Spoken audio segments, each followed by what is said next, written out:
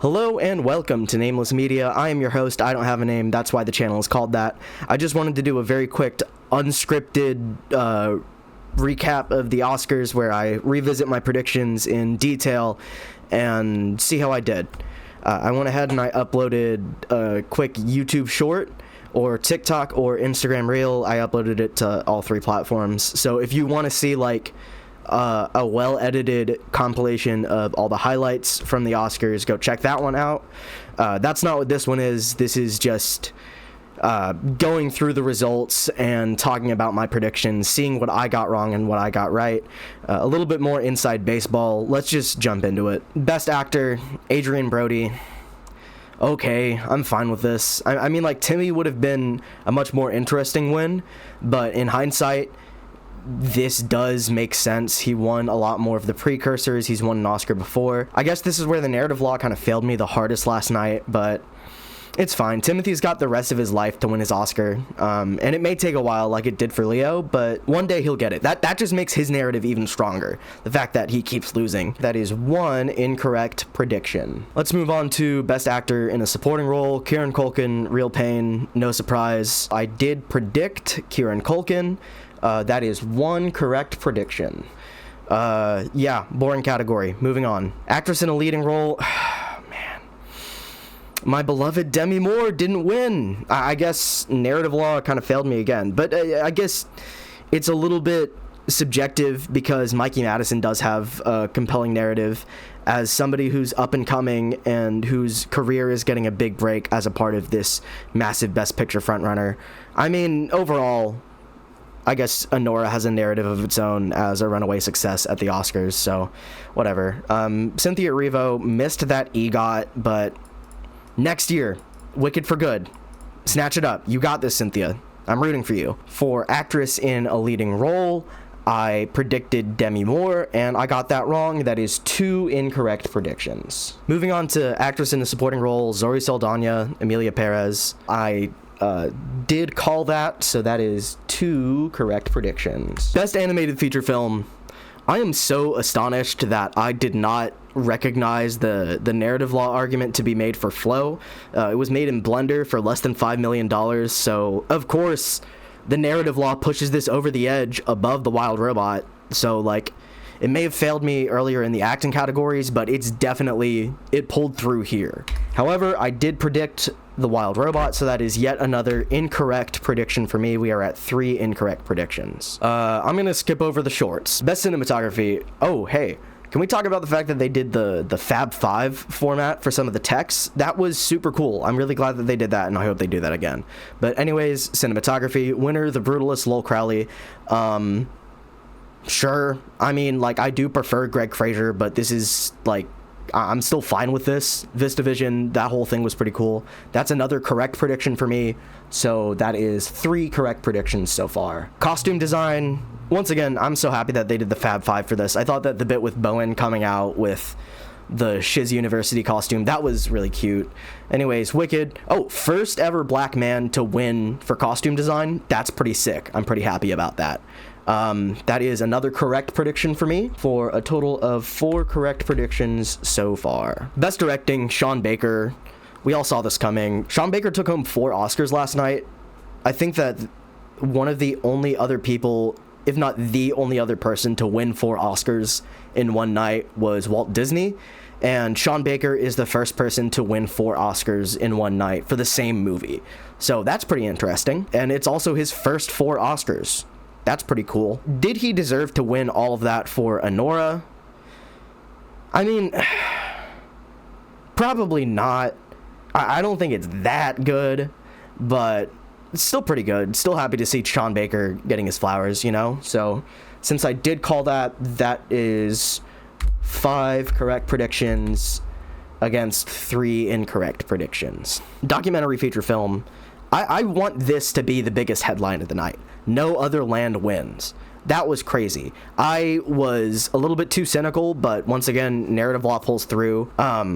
Wow, what an astonishing win. If only I could see this movie. I'm definitely going to check out No Other Land as soon as I get the chance. However, as happy as I am to see No Other Land winning, that was an incorrect prediction for me. That is 4 incorrect predictions. against 5 correct. Overall, not doing so great so far. Skipping over the shorts. Film editing, Anora, Sean Baker. Yep, another Sean Baker win. Not much to talk about here. I did think that his bit during his speech was pretty funny, where he said he saved the film in the edit. That was really cute.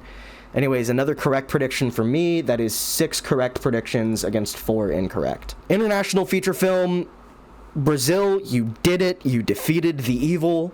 Holy cow, I am so glad that I'm Still Here took home Best International Feature Film over Emilia, Perez. That's fantastic. That is 7 correct predictions over 4 incorrect so far. Makeup and hairstyling, The Substance wins. I called it. So glad that the Academy horror bias didn't kick in here.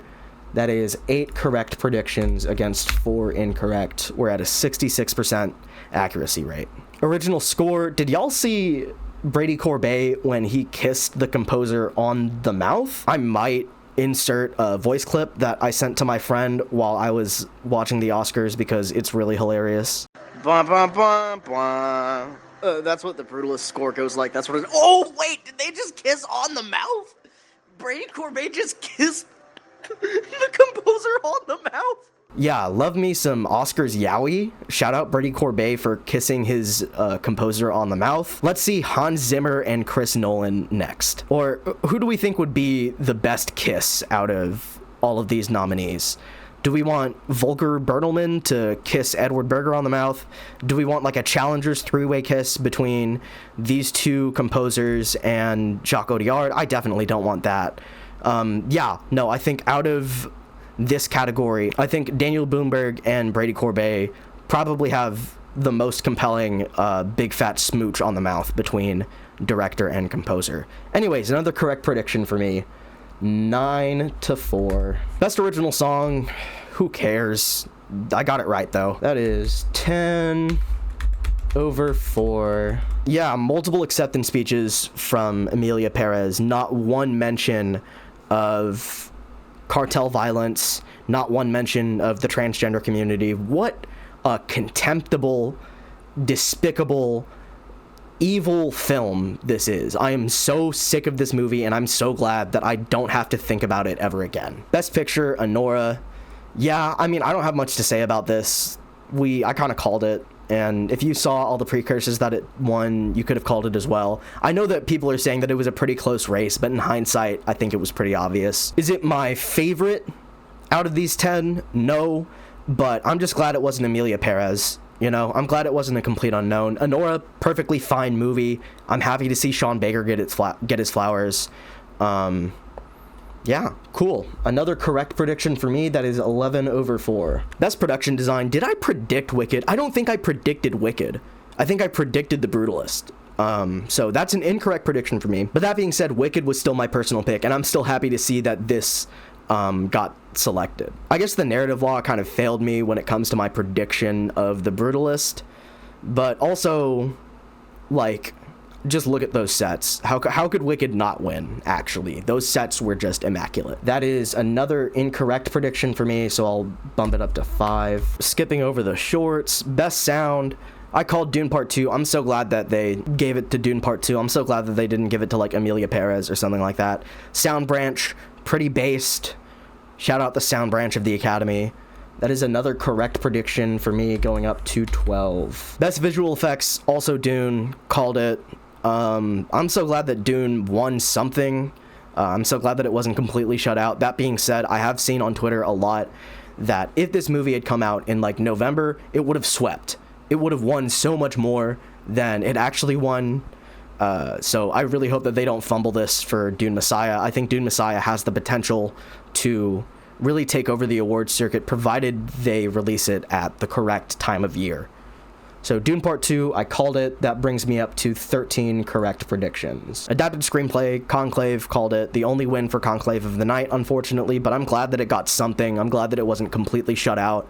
I think that the only 2 Best Picture nominees to get completely shut out at the Oscars tonight were A Complete Unknown, which I'm totally fine with, and Nickel Boys, which is disappointing but not unexpected. So that is another correct prediction for me, bringing me up to 14 over 5. Original screenplay, Anora. This was also pretty easy to call when you remember that it won WGA. I know that with the categories, it was kind of weird because like the substance wasn't even nominated, but it really does look like there was an Anora Palooza last night. So yeah, good for Sean Baker. That's pretty neat. Another correct prediction for me, bringing me up to 15 over 5. That puts me at a 75% accuracy rate so far, judging by the running tally. Oh, that's the last one. Okay, so 75% accuracy.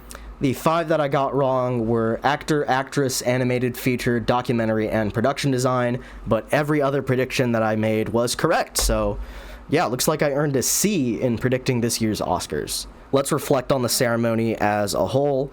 Conan O'Brien, super funny. I think that they should let Conan O'Brien host the Oscars for the rest of his life if he wants to.